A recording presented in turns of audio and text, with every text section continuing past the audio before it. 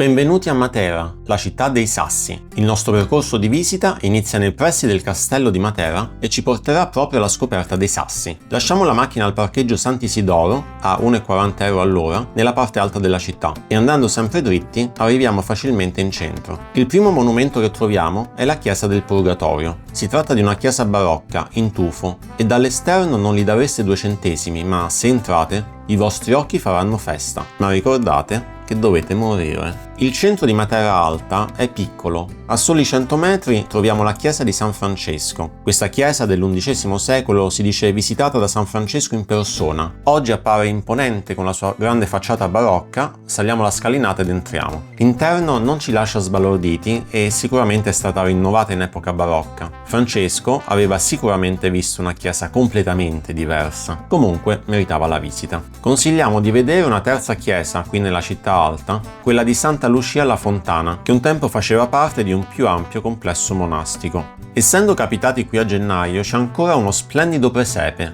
Guardate che luci, che scene, che dettagli. Peraltro l'allestimento ricorda proprio i Sassi.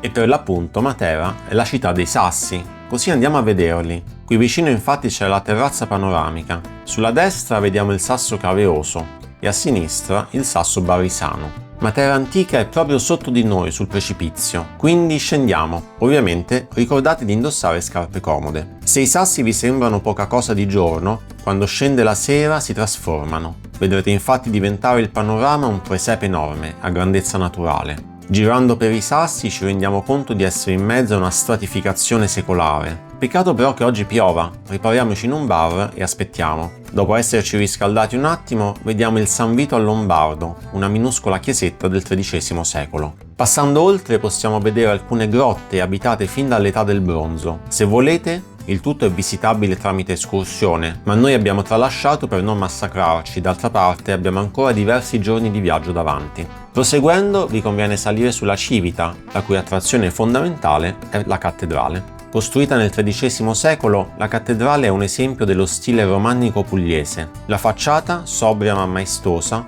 cattura subito l'attenzione con il suo rosone. Entriamo. Nel biglietto d'ingresso, 3,50 € l'uno, è incluso anche il Museo Diocesano. Sebbene tendiamo a pensare che i musei diocesani siano tutti uguali, questo si distingue per questo Cristo Splatter, probabilmente relegato nel museo per non spaventare i bambini. Ma proseguiamo ed entriamo nella cattedrale vera e propria. Qui si entra in un'atmosfera di mistica bellezza. La pianta a 3 navate rivela un'armonia di proporzioni, mentre gli altari barocchi testimoniano i rimaneggiamenti del Settecento. Lo sguardo è rapito dalle decorazioni e dagli affreschi. Visitate anche la cripta di San Giovanni Battista, i cui affreschi duecenteschi raccontano storie di santi e martiri. Usciti dalla cattedrale, dalla sommità della Civita potrete vedere un panorama dei Sassi da una nuova angolazione. Proseguiamo, anzi scendiamo, e vi consigliamo di visitare la chiesa di San Pietro Caveoso. La chiesa duecentesca è imponente e gli interni sono austeri.